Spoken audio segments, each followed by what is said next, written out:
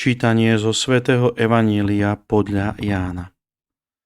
Ježiš pozdvihol oči k nebu a modlil sa: Svätý Otče, zachovaj ich vo svojom mene, ktoré si Ty dal mne, aby boli jedno ako my.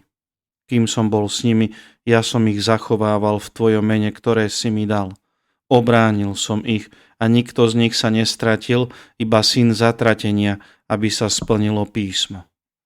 Ale teraz idem k Tebe a toto hovorím na svete, aby mali v sebe moju radosť a úplnú. Dal som im Tvoje slovo a svet ich znenávidel, lebo nie sú zo sveta, ako ani ja nie som zo sveta.